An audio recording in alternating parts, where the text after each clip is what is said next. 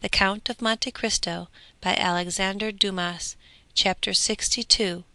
Ghosts. At first sight the exterior of the house at Auteuil gave no indications of splendor, nothing one would expect from the destined residence of the magnificent Count of Monte Cristo. But this simplicity was according to the will of its master, who positively ordered nothing to be altered outside. The splendor was within. Indeed, almost before the door opened, the scene changed. Monsieur Bertuccio had outdone himself in the taste displayed in furnishing and in the rapidity with which it was executed. It is told that the Duc d'Antin removed in a single night a whole avenue of trees that annoyed Louis XIV. In 3 days Monsieur Bertuccio planted an entirely bare court with poplars, large spreading sycamores, to shade the different parts of the house, and in the foreground, instead of the usual paving stones, half hidden by the grass, there extended a lawn but that morning laid down, and upon which the water was yet glistening. For the rest, the orders had been issued by the Count. He himself had given a plan to Bertuccio, marking the spot where each tree was to be planted, and the shape and extent of the lawn which was to take the place of the paving stones.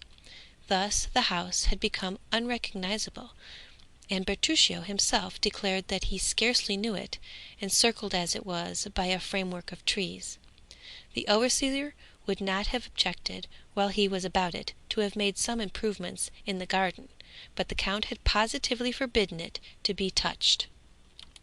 Bertuccio made amends, however, by loading the antechambers, staircases, and mantelpieces with flowers.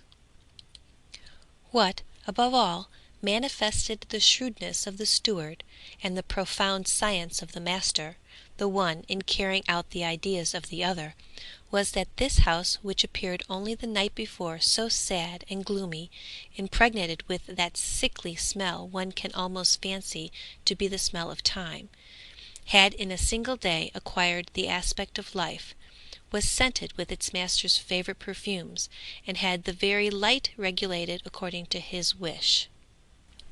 When the Count arrived, he had under his touch his books and arms. His eyes rested upon his favorite pictures. His dogs, whose caresses he loved, welcomed him in the antechamber. The birds, whose songs delighted him, cheered him with their music, and the house, awakened from its long sleep, like a sleeping beauty in the woods, lived, sang, and bloomed like the houses we have long cherished, and in which, when we are forced to leave them, we leave a part of our souls. The servants passed gaily along the fine courtyard.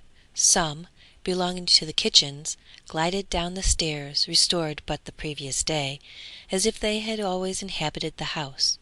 Others, filling the coach houses, where the equipages, encased and numbered, appeared to have been installed for the last 50 years, and in the stables the horses replied with neighs to the grooms, who spoke to them with much more respect than many servants pay their masters. The library was divided into 2 parts on either side of the wall, and contained upwards of 2,000 volumes. One division was entirely devoted to novels, and even the volume which had been published but the day before was to be seen in its place in all the dignity of its red and gold binding. On the other side of the house, to match with the library, was the conservatory, ornamented with rare flowers that bloomed in china jars, and in the midst of the greenhouse, marvellous alike to sight and smell, was a billiard table, which looked as if it had been abandoned during the past hour by players who had left the balls on the cloth. One chamber alone had been respected by the magnificent Bertuccio. Before this room, to which you could ascend by the grand and go out by the back staircase, the servants passed with curiosity and Bertuccio with terror. At 5 o'clock precisely the Count arrived before the house at Auteuil, followed by Ali. Bertuccio was awaiting this arrival with impatience, mingled with uneasiness. He hoped for some compliments, while at the same time he feared to have frowns.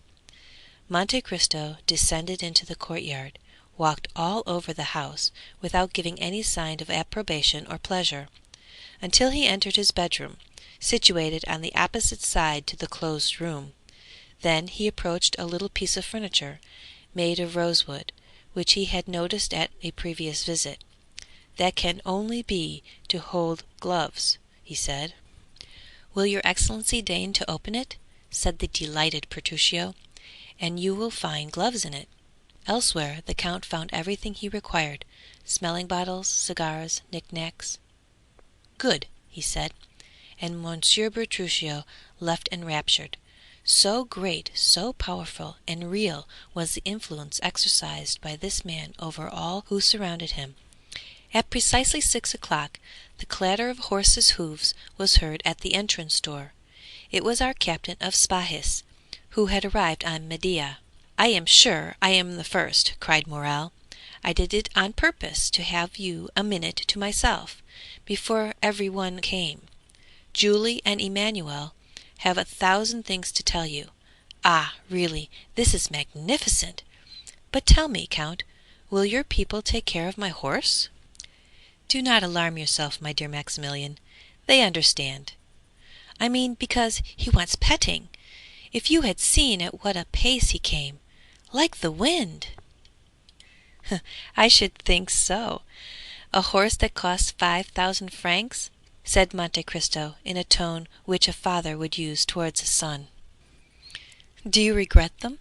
asked Morrel, with his open laugh. "I? Certainly not," replied the Count. "No, I should only regret if the horse had not proved good. It is so good that I have distanced Monsieur de Château-Renaud, one of the best riders in France, and Monsieur Debray, who both mount the minister's Arabians, and close on their heels are the horses of Madame Danglars, who always go at 6 leagues an hour." "Then they follow you?" asked Monte Cristo. "See, they are here." And at the same minute a carriage with smoking horses, accompanied by 2 mounted gentlemen, arrived at the gate, which opened before them. The carriage drove around and stopped at the steps, followed by the horsemen. The instant Debray had touched the ground he was at the carriage door. He offered his hand to the Baroness, who, descending, took it with a peculiarity of manner imperceptible to everyone but Monte Cristo. But nothing escaped the Count's notice, and he observed a little note passed with the facility that indicates frequent practice from the hand of Madame Danglars to that of the minister's secretary. After his wife, the banker descended, as pale as though he had issued from his tomb instead of his carriage.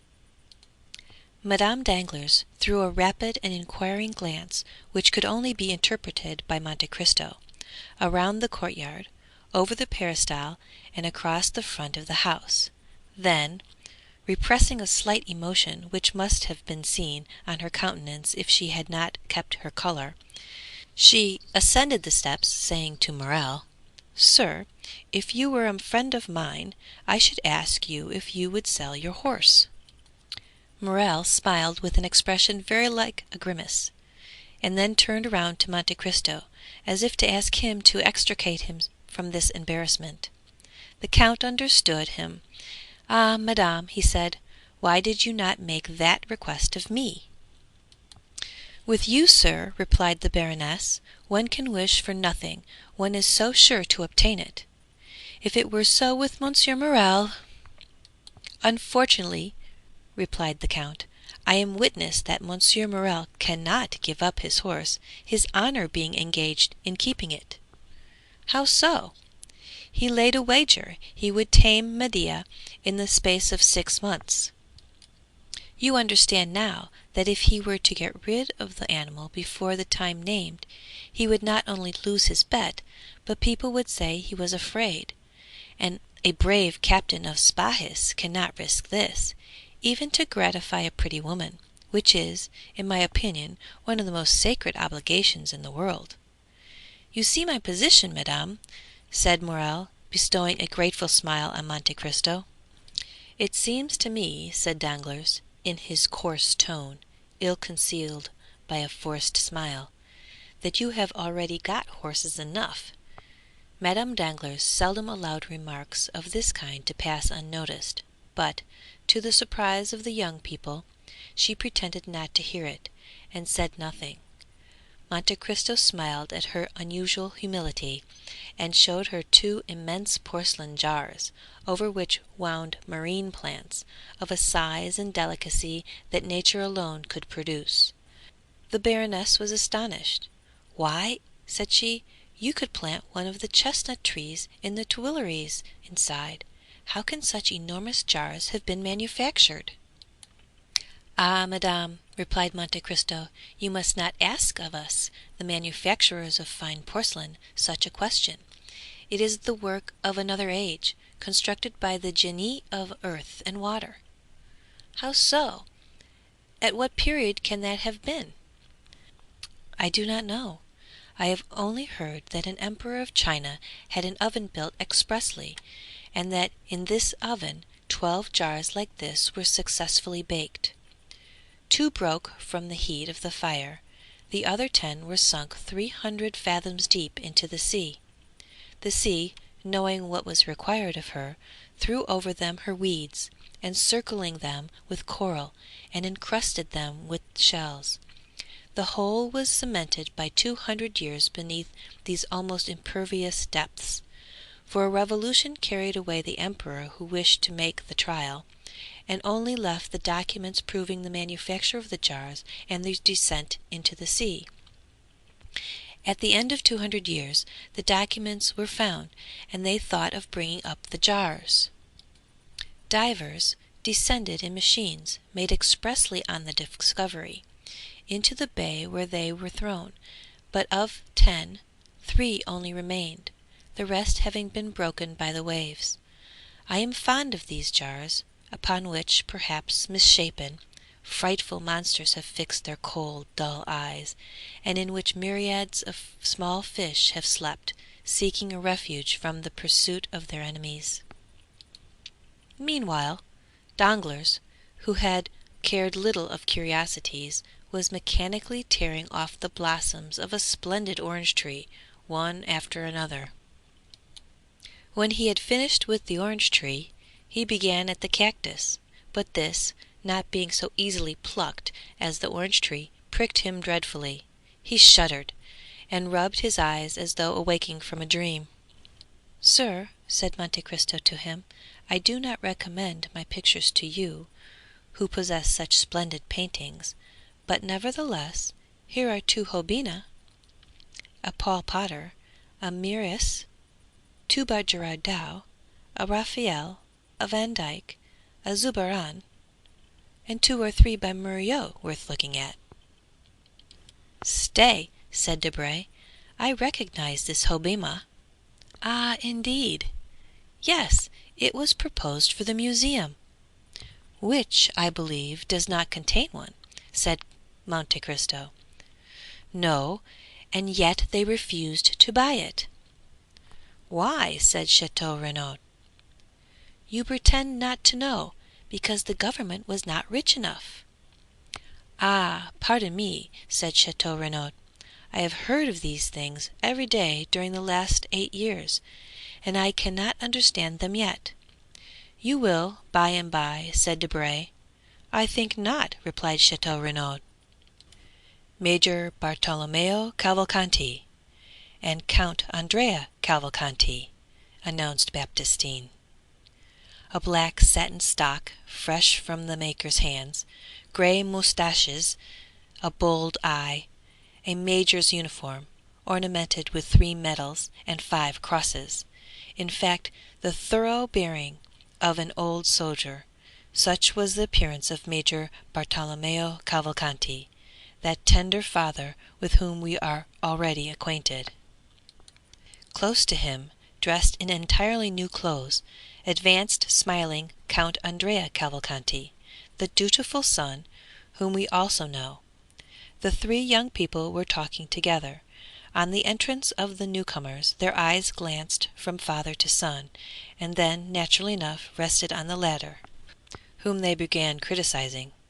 "Cavalcanti," said Debray, A fine name, said Morel. Yes, said Chateau Renaud, these Italians are well named, and badly dressed.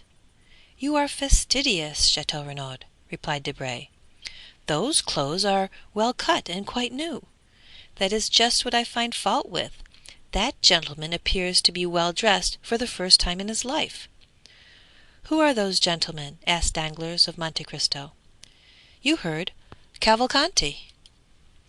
That tells me their name, and nothing else. Ah, true. You do not know the Italian nobility. The Cavalcanti are all descended from princes. Have they any fortune? An enormous one. What do they do? Try to spend it all. They have some business with you, I think, from what they told me the day before yesterday. I, indeed, invited them here today on your account. I will introduce you to them. But they appear to speak French with a very pure accent, said Danglars. The son has been educated in a college in the south, I believe near Marseille. You will find him quite enthusiastic. Upon what subject? Asked Madame Danglars. The French ladies, madame. He has made up his mind to take a wife from Paris. A fine idea, that of his, said Danglars, shrugging his shoulders. Madame Danglars looked at her husband with an expression which, at any other time, would have indicated a storm, but for the second time she controlled herself. The Baron appears thoughtful today, said Monte Cristo to her. Are they going to put him in the ministry? Not yet, I think. More likely he has been speculating on the Bourse and has lost money. Monsieur and Madame de Villefort, cried Baptistin. They entered. Monsieur de Villefort, notwithstanding his self-control, was visibly affected, and when Monte Cristo touched his hand, he felt it tremble. Certainly women alone know how to dissimulate, said Monte Cristo to himself, glancing at Madame Danglars, who was smiling on the procureur and embracing his wife. After a short time, the Count saw Bertuccio, who, until then, had been occupied on the other side of the house, glide into an adjoining room. He went to him. "What do you want, Monsieur Bertuccio?" said he. "Your Excellency has not stated the number of guests." "Ah, true. How many covers?" "Count for yourself." "Is everyone here, your Excellency?" "Yes." Bertuccio glanced through the door, which was ajar. The Count watched him. "Good heavens!" he exclaimed. "What is the matter?" said the Count. "That woman! That woman!" "Which?" "The one with the white dress, and so many diamonds, the fair one." "Madame Danglars?" "I do not know her name, but it is she, sir, it is she." "Whom do you mean?" "The woman of the garden, she that was in Siente, she who was walking while she waited for—" Bertuccio stood at the open door, with his eyes starting and his hair on end.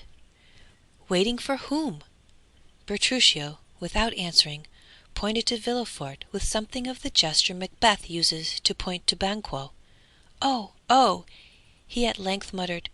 "Do you see?" "What? Who?" "Him." "Him? Monsieur de Villefort, the king's attorney? Certainly I see him." "Then I did not kill him." "Really, I think you are going mad, good Bertuccio," said the Count. "Then he is not dead?" "No, you see plainly he is not dead. Instead of striking between the 6th and 7th left ribs, as your countrymen do, you must have struck higher or lower, and the life is very tenuous in these lawyers, or rather there is no truth in anything you have told me. It was a fright of the imagination, a dream of your fancy. You went to sleep full of thoughts of vengeance. They weighed heavily upon your stomach. You had the nightmare, that is all. Come, calm yourself, and reckon them up. Monsieur and Madame de Villefort, 2. Monsieur and Madame Danglars, 4. Monsieur de Château-Renaud, Monsieur Debray, Monsieur Morel, 7. Major Bartolome Cavalcanti, 8. 8, repeated Bertuccio. Stop! You are in a shocking hurry to be off. You forget one of my guests. Lean a little to the left. Stay! Look at Monsieur Andrea Cavalcanti, the young man in a black coat, looking at Murillo's Madonna. Now he is turning." This time Bertuccio would have uttered an exclamation had not a look from Monte Cristo silenced him. "Benedetto!" he muttered. "Fatality?" "Half-past 6 o'clock has just struck, Monsieur Bertuccio," said the Count severely. "I ordered dinner at that hour, and I do not like to wait." And he returned to his guests, while Bertuccio, leaning against the wall, succeeded in reaching the dining room. 5 minutes afterwards the doors of the drawing room were thrown open, and Bertuccio, appearing, said, with a violent effort, "The dinner awaits." The Count of Monte Cristo offered his arm to Madame de Villefort. "Monsieur de Villefort," he said, "will you conduct the Baroness Danglars?" Villefort complied, and they passed on to the dining room. Chapter 62